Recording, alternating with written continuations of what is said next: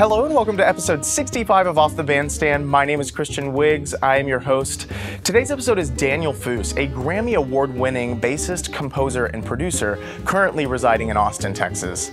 Daniel has performed and recorded alongside the most notable musicians in the world, including Tony Bennett, Lady Gaga, Kenny Werner, John Riley, Wycliffe Gordon, and Brian Newman. With his work being recognized by Downbeat and NPR's Morning Edition, Daniel has also performed in renowned venues such as Radio City Music Hall, Lincoln Center, the Blue Note, Smalls, and the North Sea Jazz Festival. In this episode, we talk about a visit to a soothsayer in Ghana that set him on an unexpected journey. We also chat about the meaning behind the term Mississippi Milk, and a story confirming that after a few drinks, WWE can indeed exist in a jazz bar.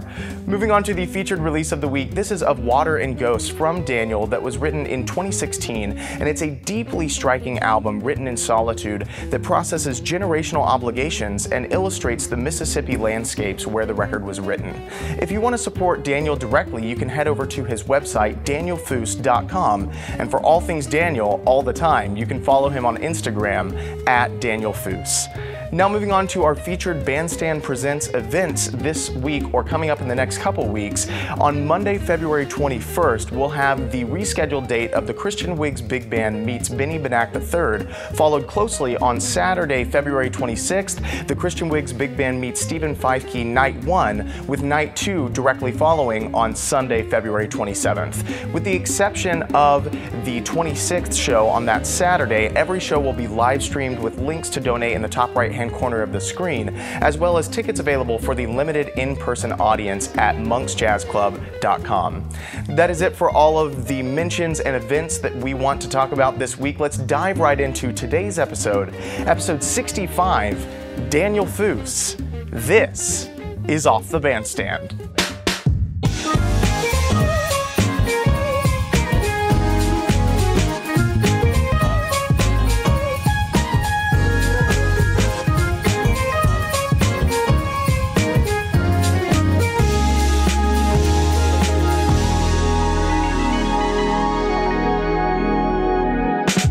You know, what was your experience with Tane? What was he saying over at that UNT conference? I mean, so yeah, he was a guest artist, yeah. And yeah, I was super lucky to, for a couple of years there, be one of the guys that got to accompany a lot of the guest guys coming through. Yeah. He was amazing. He had just come from he flew in that morning from New York, so it must have been like a 5 or 6 a.m. flight or something, I imagine. Yeah. He was tired. He had been playing the night before. You could tell he was just like, you know, but still there. And I remember asking, that was one of the questions one of the students asked him was like, how do you perform when you're so fatigued? You know, you've been traveling a lot. And he's like, you just do it. You know, that was kind of the point. He was like, no, you just do it. You know, don't think about it too much. You just do it. Yeah, right. And he recounted a great story about, one of the students asked, you know, in New York, like, how much do the gigs pay? You know? And he said, well, it depends. You know, I played for $40 the other night because I felt like playing. And you could feel the whole room just deflate. Sure. Just all these jazz majors just going, oh, gosh. Yeah, like, what do I need to go get a real estate license or something. Cause the six-figure idea of just immediately that went out the window. But yeah, sweetest guy, super nice guy, amazing musician. Just, you know, when he played with us, it was like a tiger playing with a cat toy. You know, he was just like... Let me see how much I can mess you up and then graciously like bring you back, you know. Sure. So much fun.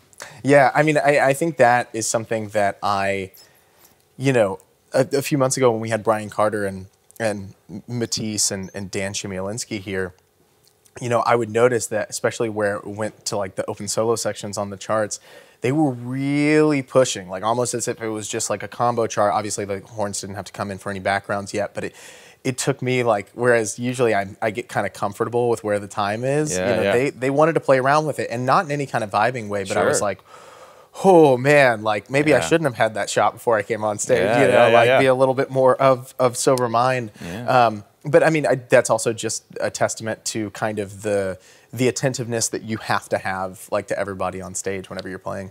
Yeah, absolutely. I'd say attentiveness and also just willingness to go with the flow, right? Yeah. Because it's like, and I live for those moments when you're like, wait a minute, what's happening? Yeah, right. What's going on? I have no idea, you know. I think that's when the fun happens. I mean, that's what jazz is about to me. It's like, that's when, like, you start to make choices you would never make. Yeah. You start to surprise yourself.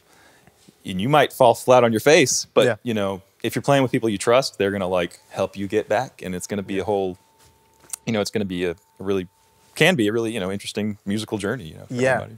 I know that obviously you play with Brian Newman all the time. Like, who are some of those people, maybe including Brian and otherwise, that you really have found you trust more than anybody else on the stand? Not to put down anybody else, but you know. I mean, I think I'm so lucky because I mean, I've cultivated a lot of people that I mean, especially like drummers and pianists that, you know, you just vibe with, you know, for whatever reason, personally or musically, you know, on and off the bandstand, you know.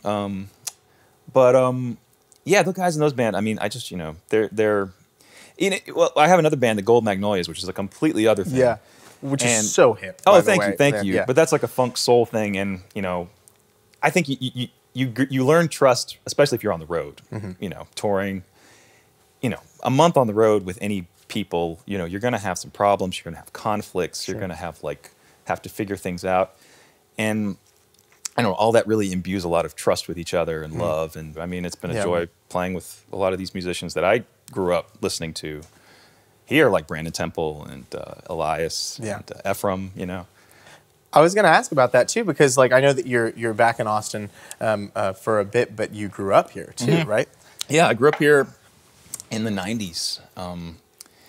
And it was like, I feel like, well, back in the day, it was a bit, you know, but man, it was a really fun, I mean, Austin's always a fun place, but it was a really fun time to grow up here, because it was like, there were clubs that would let in underage kids, like Liberty Lunch, and there were like great, and the Victory Grill, and amazing touring acts coming through town, of course, all like Metallica and all, you know. Where was Metallica playing at the time? South Park Meadows, which is now whatever, condos, I think. Okay. Oh, sad. There used to be a huge, it's like there used to be a huge concert area out there. It was a big outdoor arena. Okay. And the public school music programs were so strong here. I mean, in Texas overall, because I think because of the marching band thing. Sure.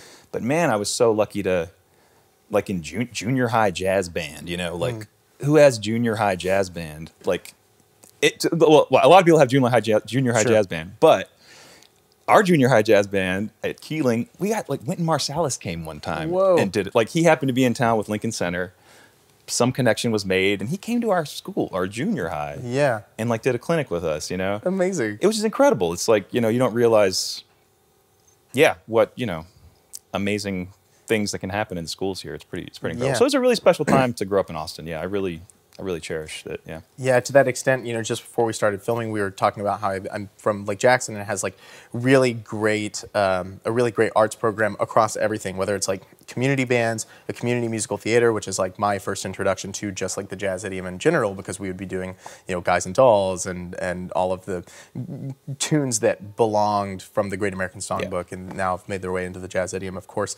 But you know, we have a like world-class facility concert hall down there called the Clarion, and the very first group that I saw that got me into like jazz specifically was Take Six. Oh yeah, you know, so it's like to have those people down there, New York Voices, then Wayne Bergeron comes in the next year, then Mick Gillette, you know, the late Mick Gillette, and I mean that is so invaluable for, you know, kids. You know, I think back to the earliest jazz record that I ever heard, and it was, you know, that I listened to all the way through and just like warped the CD. Like it's, you know, I should throw it away because it does me no good anymore, but it's like the sentimental value. I don't want to. And it's Wayne Bergeron's "You Call This a Living." You know? I don't know if you're familiar with that record, but it's just like so great. And as a trumpet player in high school, I was obsessed with these people who could play high, you know, it's like getting into the Arturo Sandoval, Maynard Ferguson thing.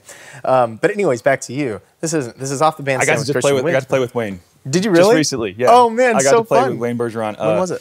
It was amazing. It was a big band gig. It was the opening of the Academy Museum in LA. Oh my gosh. Okay, cool. That guy I was saying, Anthony, who I went to Vegas with, we really want to go over and check that out. How is it? It's beautiful. It's super cool. Yeah. It was really neat. But Wayne, like, come on. It was so fun to play like a big band with him, because you know, it's like I'm the bottom axis and he's the top axis. Yeah. And so that relationship's always very important in big band. You know, it's like, man, to have that so strong, it felt so good, you know? Yeah. It was really amazing. What I love about him is he's so funny. Oh, hilarious. Yeah, just super funny. Yeah, absolutely. We did this jazz festival whenever I was a senior in high school at, it was like the Allen Jazz Fest in Allen, Texas. And that facility is ridiculous, by the way. It's like sponsored by Cadillac or like built by Cadillac. So it's just like really, really nice. But we had Dennis de Blasio, Wayne Bergeron, Stockton Helbing, and Frank Green as the people who were the kind of guest judges and clinicians and stuff like that. And I remember the night before, we knew all of them were going to be there. And of course, we had just like adored Wayne Bergeron. And so we get into the hotel, 11 o'clock at night, and we see they're all checking into the hotel as well. And we've got our, like, you know, Protect gig bags on and whatever. We're just like, you know, kind of frozen. And so we get over to the elevators, and we're all standing in front, and Frank Green and Wayne's wife are standing behind us. And they can tell that we're all just kind of like stiff, you know. And he's kind of like, all right, you guys all trumpet players? And we're like, yeah, you know.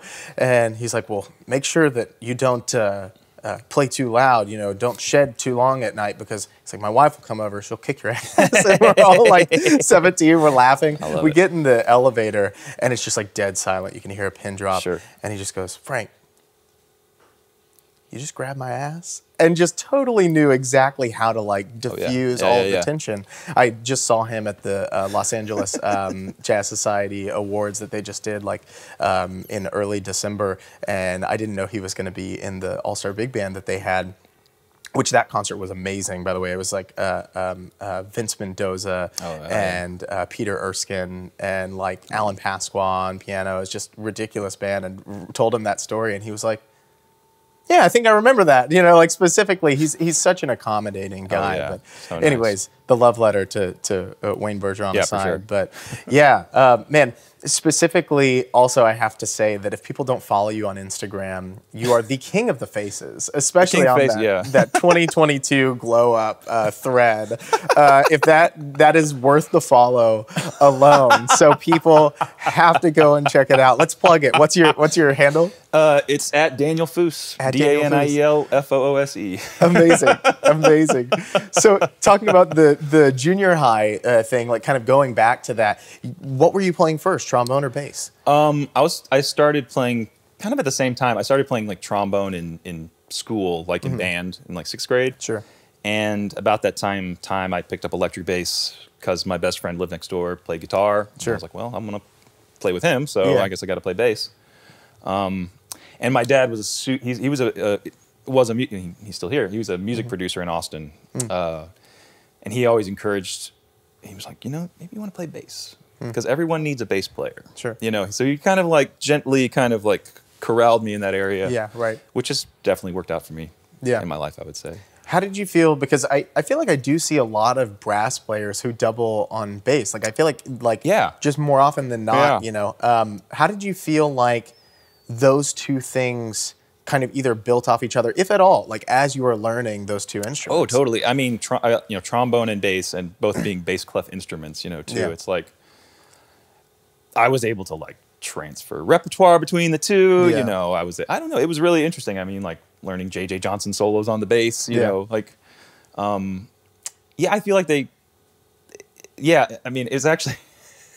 I mean, not to get too nerdy, but the bass, so the bass is actually a transposing instrument an octave down, you know, and the trombone is not. But I just kept reading an F here and playing an F here on my bass, and in my brain they felt kind of like the same pitch, you know, even though they were really an octave apart. Yeah, right. I don't know. So I probably short-circuited my brain in some kind of kinds of ways when learning both at the same time. But don't we all?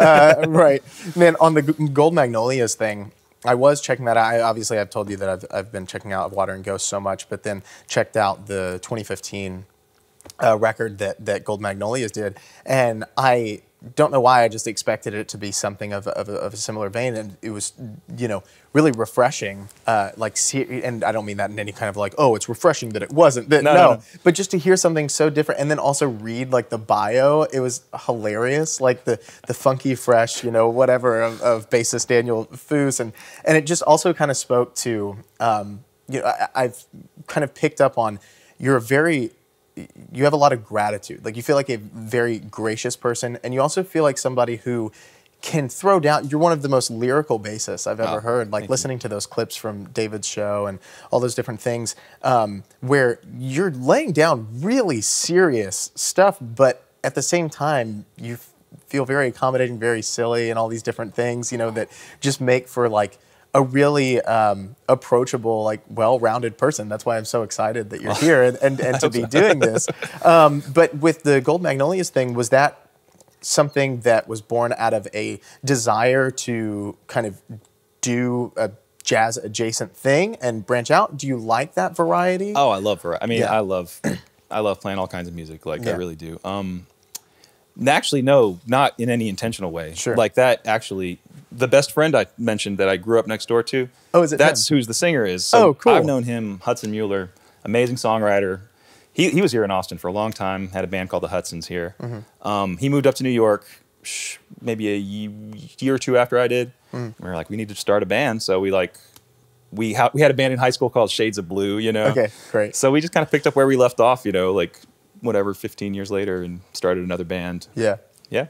Amazing.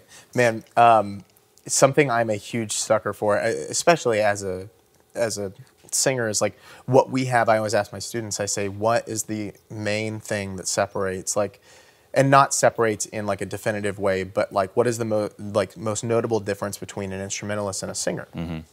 And, you know, they'll try to find, you know, the different answers. And I kind of want it to be intentionally vague to kind of really make them think about it. And what it comes down to is that like we as singers are able to facilitate text and a story that is very clearly articulated. And you've been doing some singing lately, right? A little bit, yeah, man. I love your tribe. I love singers. You know, I'm a bassist who, like, what I think the thing that I'm best at is accompanying singers. That's what I love to do. I enjoy it so much, and I've always been frustrated, like wanting to sing more. I've been taking vocal lessons from an amazing teacher named Susan Hanlon, who lives in Dallas. Yeah, been trying to get my chops up, you know, but yeah, it's fun. It's fun. What was the impetus for starting that? Pandemic boredom. Oh, really? Okay.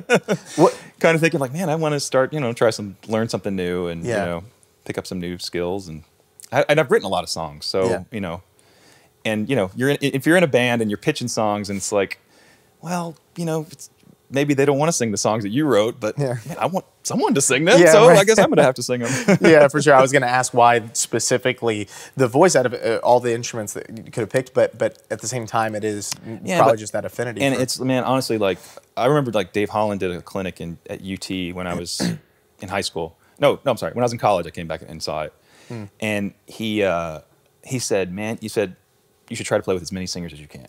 That was his one piece of advice. And I always wondered, he didn't explain why. Yeah. And I've thought about why over the years. And you can think about the obvious things like, well, you're going to play songs in different keys. You know, you're going to play maybe some different repertoire that you have. But I think it's something deeper than that, right? Yeah.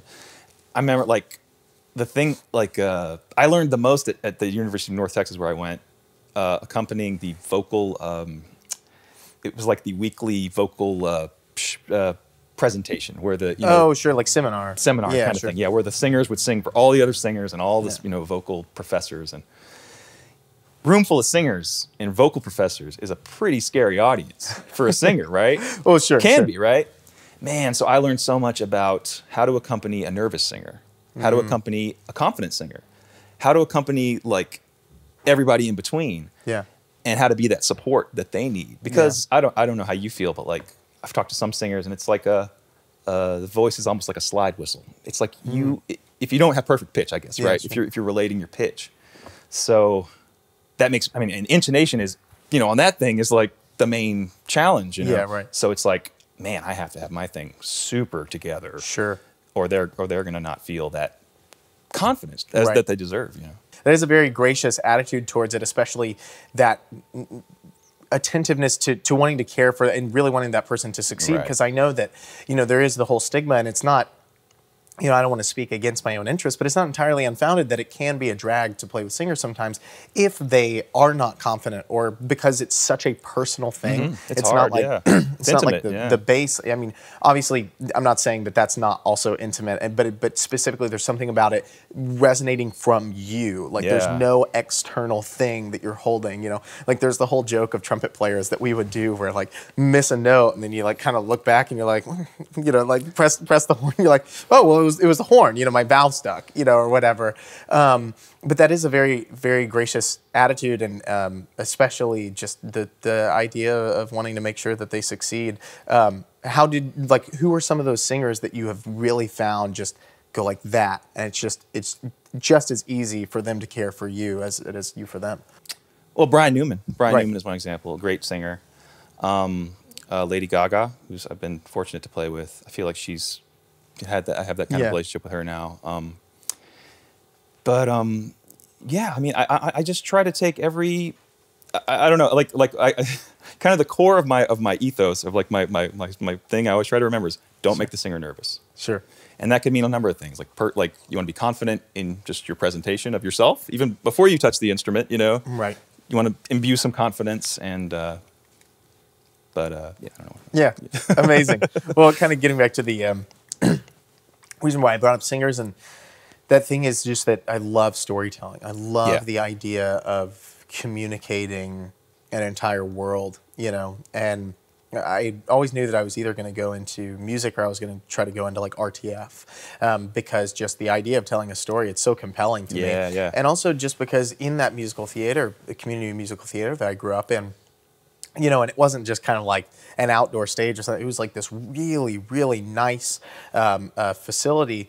I found that whenever I was on stage and we were able to tell these other stories, and whenever we were able to embody these other characters, it kind of felt like the monotony of the world fell away and everything was in Technicolor. Yeah. You know, so to be able to tap into something else and really transport not only the audience but yourself is like paramount for me, and it can be a nice escape. I mean, there's definitely like the points to which that can be dangerous, right? You know, whenever you start living in this world and not being tethered to your own. Which now this is getting off on a tangent. The reason why I bring that up is because it's easy for singers to tell stories, or it's easier with specific words and imagery. However, what I have found through your playing, especially in Of Water and Ghost, before I read anything about it, was that you were able to communicate that there was some underlying narrative, and it totally grabs the listener. But not only that, it's not like something where, you know, after a song or two songs, they go, okay, well, you know, I still don't have any words, I still don't have anything to go off of. You keep the attention the entire time in a way where it feels criminal to make it go away. You know, wow. and between the first two tracks, right, very different vibes, right? The first track, forgive me for forgetting the title of it. Right. No. Bokor the Diviner. Bokor the Diviner. How could I forget? Because I'm super interested to hear about that. Yeah. And then going to the judge, you know, there's very different kind of, almost like very mysterious, but also meticulous, and then something that's a little bit more aggressive or maybe like sinister with the judge, you know. I could not be more interested about the trip to Ghana. So it was a religious and musical cultures trip? Yeah, I was really fortunate in 2003 to go on a studies abroad trip through the ethnic musicology division at UNT. Professor Stephen Friedson and Professor Gideon Allerwoy, who's an Awe drummer from Ghana. I was there for a month, and it was amazing. We got to witness, you know, different rituals, and we got to play drums in the circles, and we learned language, and we learned the drumming patterns, and we lived out in the huts by the beach, and it was really incredible. And that song is specifically about the Bokor is this guy who casts objects like shells and beads and tells your fortune, you know. No, just because I want to make sure that I know exactly casting the objects. What does that? I'd like throwing them. Okay, you know, just like some bones and stuff, and he throws them. They make some pattern, and he reads them and just translates them for you. So I did a session with him, and he said you need to go play drums at your maternal grandfather's grave for his role in the slave trade. And I was like, ooh. Okay, that hits you like a ton of bricks when you hear something like that. So that was the kind of the long arc beginning of like that, my journey to that kind of started that spark that started that. Yeah. How? So you said you were there in total for a month? In Ghana for a month. Yeah. Okay. So how quickly did you go see the Bokor into that? It was. A couple weeks in, man, you know, the professor had like gotten the guy to come out to, you know, the Bokor to come out to the do, so everyone could, you know, have a session and kind of have this experience. So it wasn't necessarily something where you went and sought out that specific thing. No, it was something that was presented to me that I was, it was pretty interesting. Yeah, what was the demeanor of like going into that? Because I feel like some people might be, you know, more skeptical. How did you feel going into it? I mean, the whole place is it's so much vibe and so, I don't know. I mean, I was skeptical until he said something that was true, you know? So, and maybe I'm still, I don't know. I don't know what I believe in terms of spirituality and woo-woo stuff, but, you know, I can only see the evidence in my life that energy is kind of comes in and out and does things, and, you know, I don't know. Yeah. You know, I don't know. Fair enough, fair enough. Well, okay, so you get that piece of information, you go back. How quickly did you talk to your folks about it? I talked to my folks about it when I came back. Yeah, as soon as I got back. Yeah. And then had you known this before, or was this like a new? I mean, you know, it's always shrouded in euphemisms, and you know, and people don't talk about it explicitly, you know, and so I'd known, you know, bits and pieces and little hints, and then, you know, but not really anything like this is the thing, you know. Sure. So it was pretty revelatory for me, honestly, to you know, to realize that. So it took me a while. It took me maybe 7 years, I think. I was on tour with the Gold Magnolias, and we were on tour near. I'd never been to this guy. My great, I think fourth, great grandfather. I'd never seen his grave. I mean, I didn't even know where he's buried. Sure. Buried in Natchez, Mississippi. Okay. We were on tour near Natchez, and we had a day off. So I was like, well, let me take the band van down and do this thing I'm supposed to do, you know? So I went there, and I, like the Bokor told me, I went and played drums in some kind of ceremonial way. And he said, play drums and pour out spirits, you know, pour out whiskey. So I did that, you know, and it was pretty crazy. Yeah. It felt pretty, you know, not like the end of something, but like the beginning of something. You know what I mean? Interesting. Nothing resolved, only more questions and more, you know, opening this wound and seeing what's inside, you know. So it's interesting. Again, I mean, this whole topic is something I couldn't be more interested in. Like, what did that look like for you? What kind of questions came to mind immediately?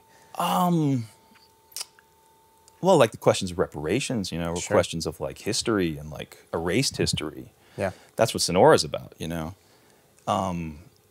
And how do you reclaim that history? And like, how do we're the beneficiaries of some nasty stuff, you know? So like, what do we do with that, you know? So, it's pretty, I don't know. It opened me up to a lot of more questions and a lot more research and trying to express something musically with it too, you know? Was that always the plan, was to somehow make this into compositions? Not at all. Okay. Not in the slightest. But like, I was just, I used to be really good about keeping journals, you know? I've kind of fallen off that. But I remember like looking back at the journals I wrote in Ghana and wrote in the journals I had on this tour that I was thinking, man, this is like this is kind of interesting. This is an interesting arc that I could write some music about, you know? Yeah. So that's so the first song is Bokor. So the first 4 songs on the album are kind of a suite, and actually it's like this is why I wish they had liner notes now, right? Because I went back and looked at the liner notes and I was like, oh yeah, this is like it tells a little more of the story. You know? It gives you a little more context, which are like, again, I told you before, I was like, I'm going to shower you with compliments later. I will try to keep them measured, but you write so vividly, man. Oh, thank you. Like specifically how you write and tell that story. I mean, it was like so gripping. And it's only like the liner notes like on the website are, I think it's only like 4 paragraphs, but it feels like you've just told like an entire novel in the best way. Just like it's so to the point, so vivid, so descript, and like it just feels complete. So continue. Thank you. Yeah. Well, I know just one of your earlier points too about the story aspect of it. It's kind of interesting is that those songs all have lyrics. Really? Yeah. I mean, for the most part, they all have lyrics, and that's how I came up with the melodies. Sure. But there's no singing on the album, right? Yeah. So you may be absorbed. Maybe I don't know. Maybe there's some kind of like absorption of that information that's maybe not obvious. I don't know. Man, I don't know how under lock and key those lyrics are, but not at all. And I've always thought about doing like something. Yeah. I've done actually. There's one song on there, the Blues for Jaybird. Okay. That I recorded the vocal version with my friend Brian Newman. Cool. Have you ever thought about, since you are doing vocal stuff, have you ever thought about you being the person? Yes, of course. Yeah. One day. Yeah, for sure.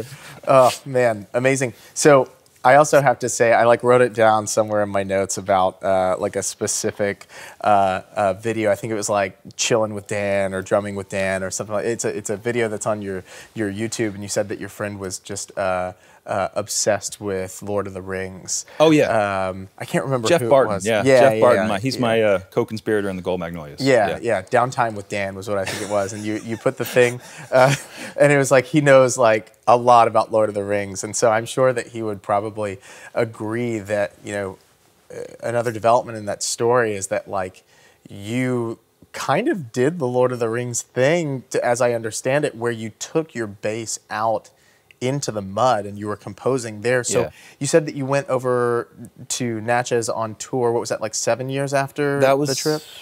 Yeah, it was probably like 2010 around then. Okay.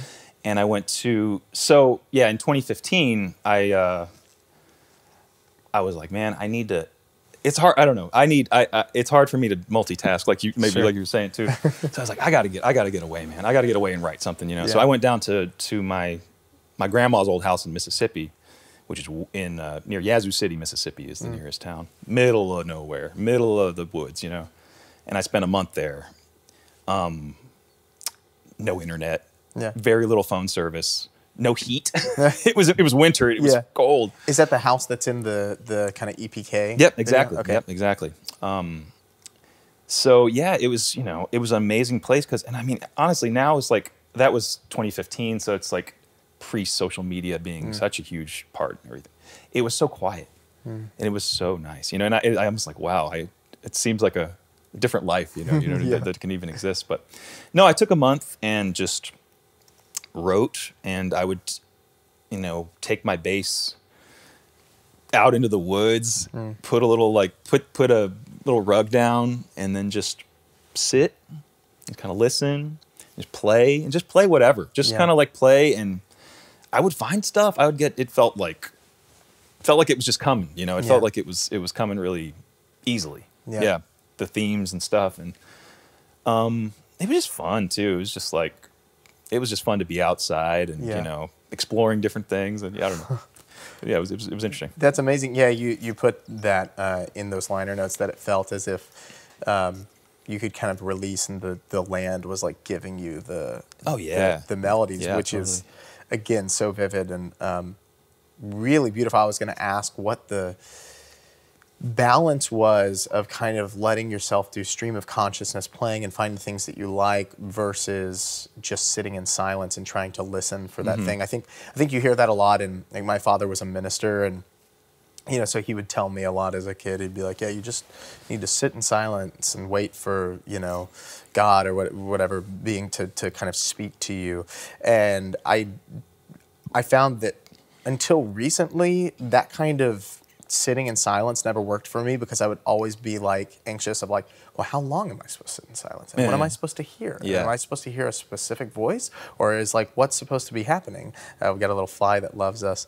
But like what am I supposed to be listening for? And it hasn't been until recently that I've really been able to appreciate silence. So what was the balance like for you between silence and stream of consciousness playing? I mean, it was nothing intentional. It was nothing like I really set this time and this time. I don't know. Go out in the morning, sit and drink my coffee, and just kind of listen. And it's not quiet out there, actually. It's actually a lot. If you start to listen, it's like there's birds and there's like coyotes and like all these different sounds going on. So, it's actually pretty. There's a lot of information there, even when it's quiet. Yeah. I don't know. It was just I found it interesting to do both, and it was it was kind of neat. I would kind of do the stream of consciousness thing and try to like record or write out what I figured out, and then I would go back to the house and like, you know, put it on the computer, and then the next morning I would listen to it and say, well, I didn't like this so much, or I want to, you know. So it was interesting. It was a process of like continually editing and creating and editing and creating and editing. Yeah, man. It's also dealing with a lot of like, as we've talked about, like really heavy kind of things, you know, just like the whole impetus for like going out there in the first place and the revelation that the Bokor said. How, if at all, did you kind of prepare yourself before this trip, like to receive those kind of like sentiments and how those were going to be worked into the music? Was there any sort of preparation, or was it like, I just, like you said, I got to get out of here and go do something? I mean, not really. I mean, I kind of like had an idea. I was like, I knew I wanted to do a suite. I knew I wanted to do a 4-movement suite that was about 20 minutes long. Yeah. And and then have some other songs too. Yeah. So not really much preparation, honestly, other than just kind of emotionally getting myself ready to be by myself for a month, you know, which we're all really good at these days. Yeah, right. Of course. You know, you said that the going there whenever you were in Natchez with Gold Magnolias or close by, that did not feel like a resolution, and it very much felt like the opening of a chapter. And then, you know, what is it, 7, 8 years later, going and making this record, finishing this record. Did that feel like a sort of resolution, or did it feel like a checkpoint? It felt like a checkpoint. Yeah, it felt like a mark along the road to something bigger and a lifelong thing. And you know, I think it's I mean, you know, these questions are so big, and you know, it's just another. It's nothing's resolved. You know, there's no resolution. It's just you know, continuing to try to learn and figure it out and try to be better. You know. Yeah. How much do you take inspiration from other mediums of art? All the time, man. I love movies. I love books, you know. I love to read.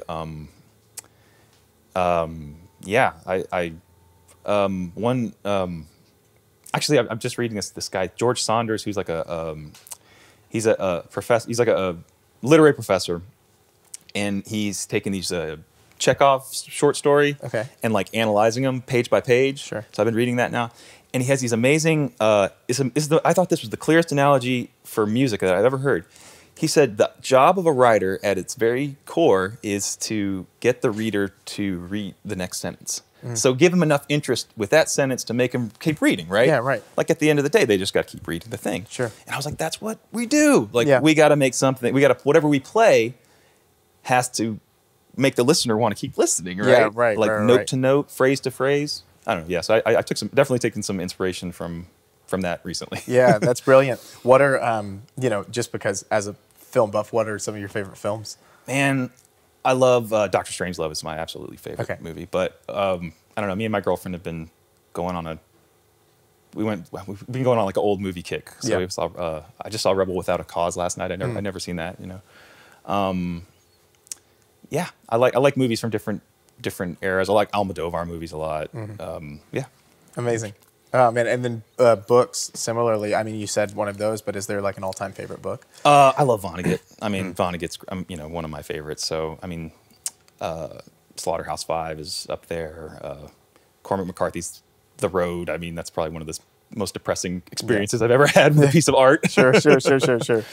Oh yeah. Well, man, the reason why I asked that too is, you know, I have all these, you know, ideas that'll like keep me up at night. And I'm like, oh man, it'd be really cool to do this. But you know, I think the #1 metric for musicians or just creatives is like, oh, this would be a great idea. How expensive is that going to be? You know, because it's like the barometer of possibility. Yeah. But you know, as I was reading all of the liner notes for of Water and Ghosts, I was like, man, this would make for a brilliant graphic novel. You know, have you ever thought about working on a project specifically that integrates other mediums? I have dreamt of that. Yeah, absolutely, and specifically like either graphic novel or like or animation. Yeah.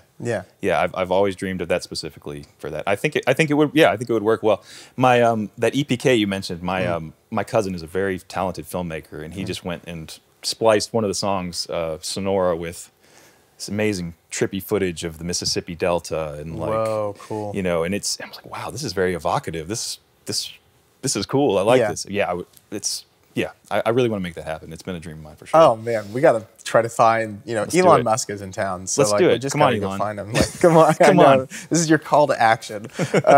Man, Monk's Mississippi Milk. Yeah. I think I read something about that. Is that just like, is that beer? Is it well, like PBR? You know, down south, you got two kinds of beer, Bud Light and Bud Heavy. Oh, okay. All right. Now, there's a gentleman named Monk, and he said, hey, go over to that cooler and grab me a Mississippi Milk. I said, what are you talking about? He said, is that a Budweiser? Mississippi Milk. So that's what Mississippi Milk is. Amazing. That song has lyrics too. Does it really? Oh man, I saw like another treatment of the tune that you did, I guess maybe over the pandemic or something like that. Yep. Man, that's so fun. Do you guys do that with Gold Magnolias?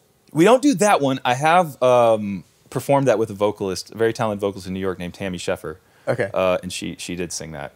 We never recorded it, but yeah, we have performed that one vocally. So. Amazing. And you obviously were present in UNT, which is this like ultra concentrated, just like, superhero level, prodigies, and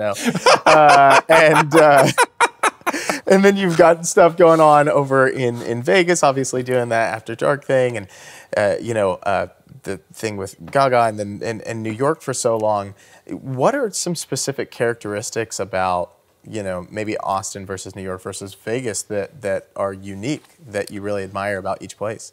Oh man, I mean, it's interesting. I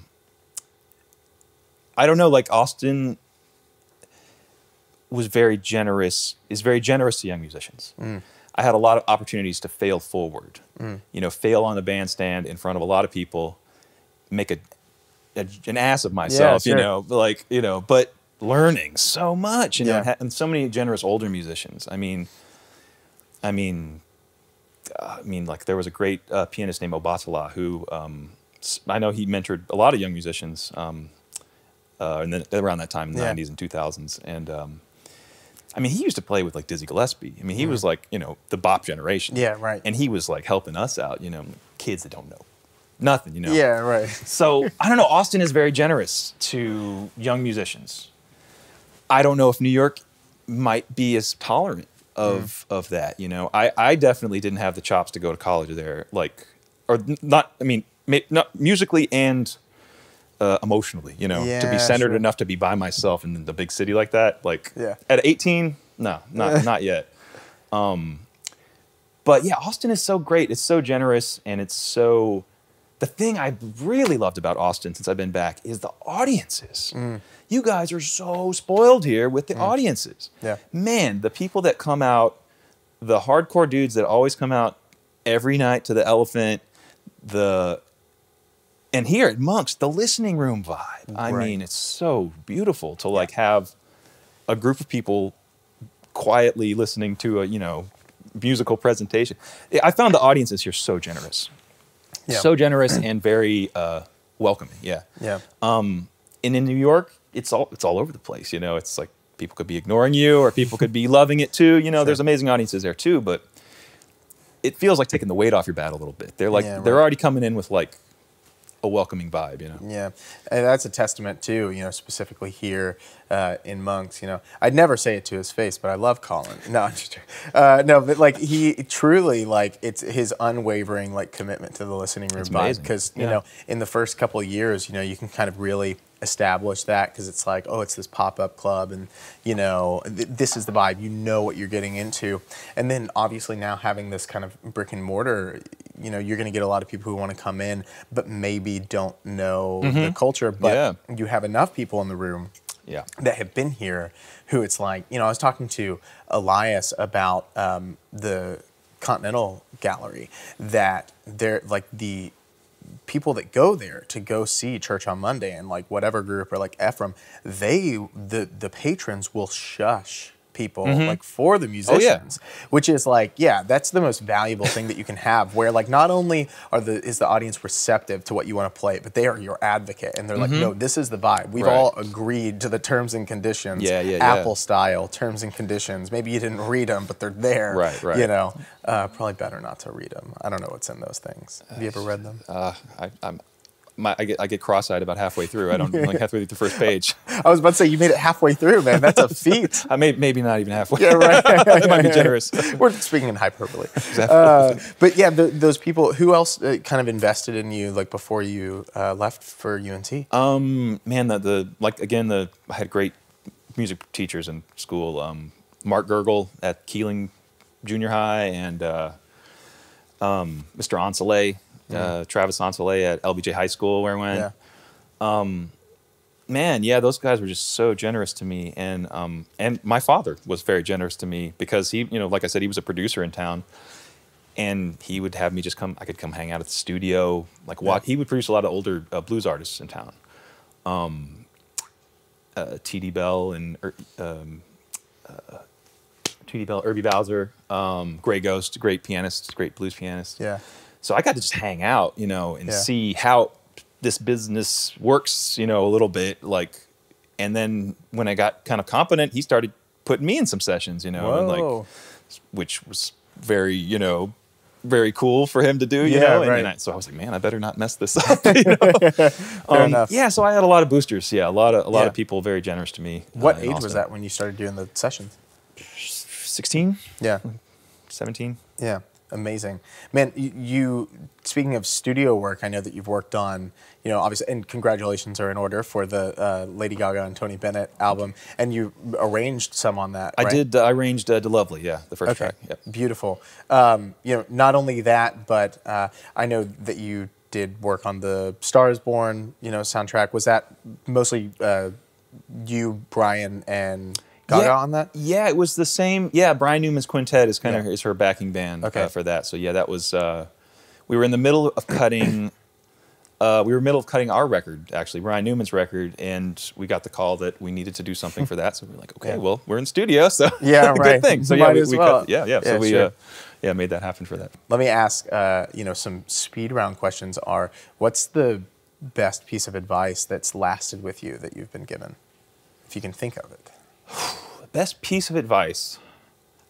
I can't think of anything specific, but I can only think of advice that I might have given myself, which is just to enjoy the process and enjoy the ups and downs of everything, because you know it's a hard business, you know, and this is a hard, you know, this is not the most lucrative career in the world, and it's not, you know, it's not for the faint of heart, I think, you know. But we get to have so much fun, you know. So as long as we're having fun, then it's, you know, then it's good, you know. So that's I don't know if advice or just whatever.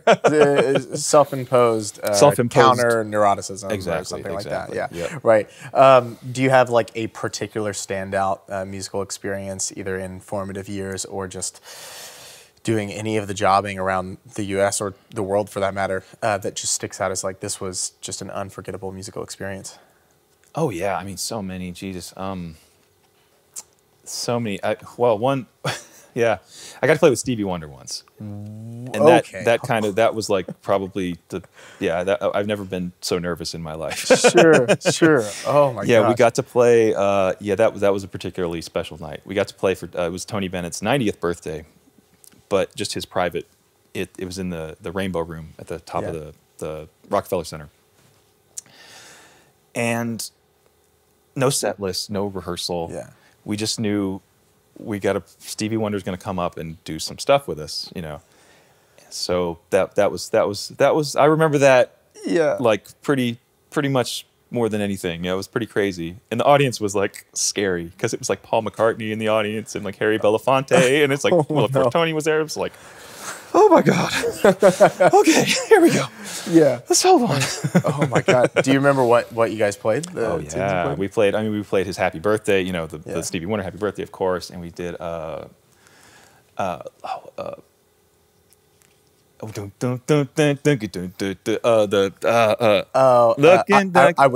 Yes. I remember those two specifically. Yeah. Oh man, do you get to chat with them at all? A little bit, yes, just a little bit. I mean, I was Yeah. so nervous to talking to him. I mean, that's just like talking to God or something, Yeah, you know, right. Jesus. But he was so nice. He was very nice, and you know, let us take a picture with him, and you know, Yeah. but that was pretty memorable. Yeah, like I specifically, and I've had to kind of do it for this show because like when I started this over the pandemic, like it was just a lot of people that I already knew, right? That I had on in the first like 10, 11, 12 episodes. And then I started getting like Binney on the show, who was a friend already, but still there's like this kind of like reverence thing. And then Stephen Feifke and Charlie Rosen. I mean, like I was so nervous to talk to Charlie Rosen because of all the 8-bit big band stuff, just like it's so intimidating. So I've had to like kind of any nerves just try to do my best to kind of go into a completely separate mindset. But when I was saying, when I saw Wayne Bergeron last month over at the Los Angeles Jazz Society thing, I went out there to go see Carmen Bradford because she was being honored. And so she was like, oh my gosh, like, come say hi to Johnny. And I was like, who's Johnny? And she goes, oh, you don't know John? And come over, and it's John Clayton. And I was like, there was nothing that I could do not to be like to be nervous. Sure, and I was like, I don't even know if I want to, you know, and then go up. And of course, he's like the most gracious, nice person. Oh, yeah. I was like, you're like the best, you know, and you're just acting like a dumb kid at a rock concert, you know, just hello, sir. And he's like, are you an arranger? I was like, oh no. I was like, I let people better than myself do that. And he was like, well, don't say that. You're probably a great arranger. And I was like, it's all right, man. Like, it's very great to meet you. I'll pop out, you know. Let me ask this. If there's a record that you would tell everybody to go and check out immediately after this is over, what would it be? Yeba's new record. Okay. I haven't checked it out. It's so good. Oh my gosh. So good. Okay. No, she's amazing. She's incredible. She's incredible. Yeah. Man, I was going to ask this earlier, talking about, you know, the faces on the Instagram on the runs. What do you listen to when you're running? Nothing. Really? Yeah. Interesting. No, I don't like listening to music when I run. Okay. I don't know. I don't like it. I like to listen to nothing. I don't know. I really do. Or just the sounds of around me, honestly. Like I don't know. Background music, I never really enjoy background music. I don't like to listen to music in my car typically, other than when I'm interrupting your recordings. Oh, you're fine. But I don't know. I like to listen. When I listen to music, I usually try to just listen. Mm-hmm. I don't know. Yeah, when I run, I just like to. I think a lot. It's a lot of like, you know, just thinking and yeah. That's interesting. I kind of, because I really like to run as well. Lydia and I, that was one of the things we really started doing during the shutdown. Yeah.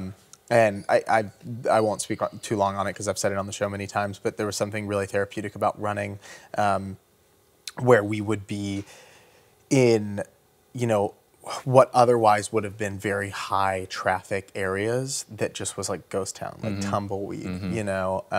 And so I would listen to specific kind of music to put myself in a specific kind of like reflective state. And like on the other side, I can't not listen to music mostly because I'll just be hyper focused on the exhaustion of my body. Yeah. I think about breath. That's all I think about. Yeah. Okay. It's always pretty meditative because I'm just kind of counting breath. I'm counting like pacing with my breath, and just like that kind of keeps me. That's pretty much what my brain is doing. It's just counting to 4 over and over again. That's funny. Do you ever do that thing where it's funny how all these little weird things that I thought I was the only one who did, like then, you know, in the early days of Facebook, pages would pop up where it's like, like the page, turning the doorknob twice before opening it or something, like little OCD things. Yeah. Do you have like those specific things where you're like, okay, I'll count to 10, and then I only have to do that 6 more times, and then that's a minute, and then I only have to do that 10 more times, and that's 10 minutes. You know, like that's how I used to like try to like process going on runs. Yeah. And stuff like that. Is the running a new thing, or have you always? It was another pandemic, you know, thing. Yeah, I couldn't run at all when the thing started. So it's been good. It's been a nice good thing to do. Has it affected like any of your compositional process or any of the way that you view art? Not really. Okay. No, I mean, I was doing a lot of yoga too before that. Not really. No, I don't think so. That's an interesting question, though. Maybe I should let it. Maybe I should. I don't know. That's. No, other than just being like, I do feel very. I mean, that's why you see I look like a total weirdo when I'm like after my runs with like my faces and stuff. 'Cause, I mean, I just I'm high as a kite, off of the endorphins of it. It's super fun. So, no, I don't know. Maybe just a general relaxed vibe. I feel physically good, so it's easier to play the bass. I don't know. Yeah, but nothing artistically specific, honestly. Yeah. One last thing. I know it's like kind of going way back. I just had to specifically say, adding the GPS coordinates into Of Water and Ghost is like, when you talk about level storytelling, that is the ultimate pro storyteller move. Was that like something you always had in mind from the beginning? I just love Easter eggs. I love little like riddles or like, I mean, back in the day with CDs, you somehow have the secret track, Yeah, right. Like, I love that stuff. I live for that stuff. So I was like, how can I put some kind of little code or something on there? And it's, you see the numbers, and I guess if you kind of know what those numbers are, you can be like, oh, those look like coordinates, and you type them in. And there's some jokes in there too. There's some other little hiddens, like oh man, I won't ruin them for anybody, but yeah, there's some fun to be had if you Google search some of those and look at the song titles, some of them. So yeah. Oh man. Okay. Well, now like I know what my Sunday afternoon is going to be. It's just going to be going down the rabbit hole of all of those different things. Let me ask you, one last question before the final question, which I don't know if you've checked out any of the other episodes and to know what the final question is, but I'll leave the suspense. Okay. Don't worry, it's not a gotcha thing. I'm not gonna try to ruin your career or anything. No, but who was the first person who ever wowed you as a performer? The first person that ever wowed me as a performer. That's my father. I mean, he was the first person I saw, and he was like, performing, and he's an amazing songwriter and an amazing like blues pianist, and like I think seeing like the almost like he's my dad, and then he just sit down at the piano and just be like singing and just be like it was like a different it was like some kind of superhero cloak he put on or something, you know what I mean? So I definitely had some like hero, young man hero worship for that. Yeah, for sure. Yeah, sure. Beautiful, man. Well, the final question of every episode is that we all have gigs from hell where things go totally sideways, and we cannot believe as much time as you want, man. We truly have gotten the gamut, like people being shot at and having to pull their bandmates over the bar, things like I was mentioned on the last episode, Mike in his first episode he did said that the I don't know if you know this, but there was a wedding, and he was doing these things where like the band leader was popping in I had like 3 gigs that day, and so Mike's playing the very last one, and the guy runs in, just grabs the sheet from the coordinator, and is just reading the names down on the guest list that he's introducing, not the guest list, the bridal party. Yeah, and has not looked through it, is literally just reading it line by line. It was like, bridesmaid, da-da-da-da-da, maid of honor, da-da-da-da, groomsman, da-da-da-da. Then gets to mother of the bride and goes, mother of the bride, deceased. And then just like the whole wedding just goes, just falls completely flat. And he just like on the mic was like, just like. Rest in peace. Yeah, right. All right, and signed, sealed, delivered. Right. Ba-da-da, no. So with you. So many. Please tell me as many as you would like. Gosh, wow. So many. I'll go in a reverse chronological order because that's how my memory is working. Most recently, we had an interesting one after dark. We had a very interesting after dark, and I don't think the footage has been leaked, but I kind of hope it gets leaked. Anyway, so people there are usually like amazing, like great audiences, kind of like Austin. Like they're coming in here to see a show. They're very generous. One night, there was one guy who was not having a good night, So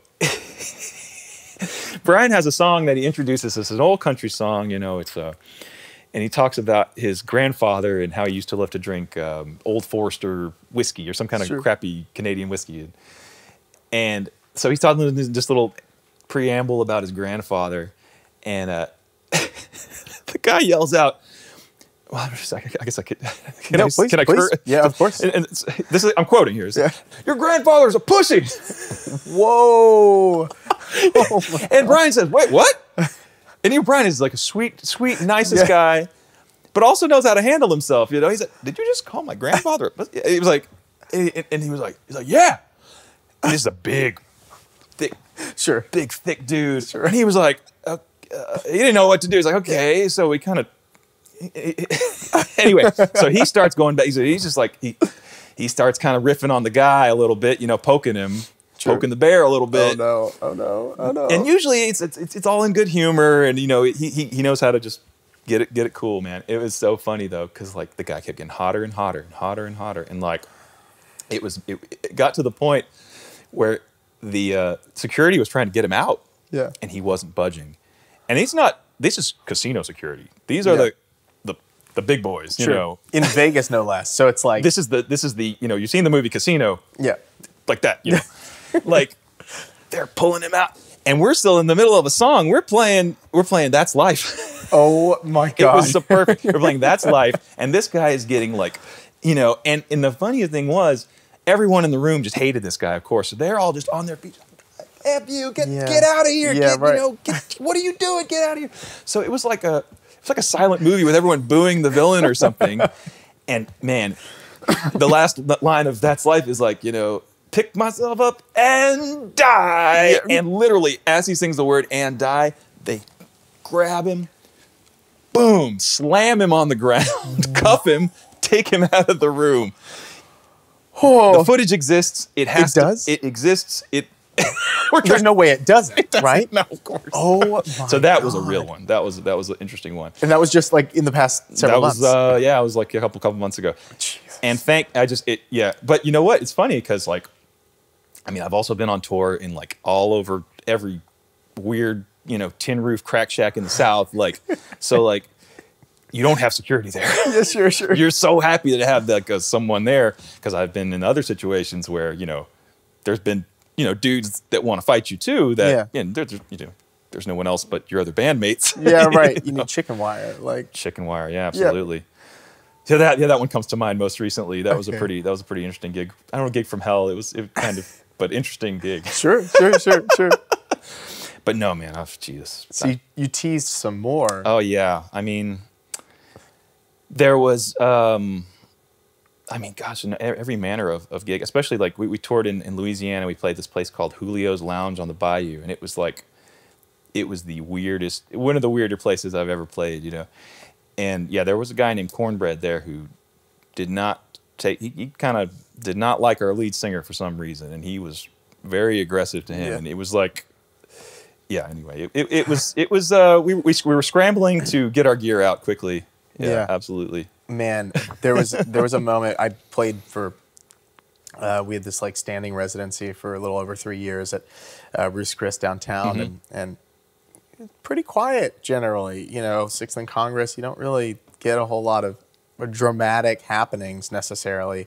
But there was one night where these people came in, ordered some stuff at the bar. They got like a sandwich or something, and they accidentally got brought out like one of the really nice meals, like a tomahawk or something. But they didn't say anything about it. They just ate it.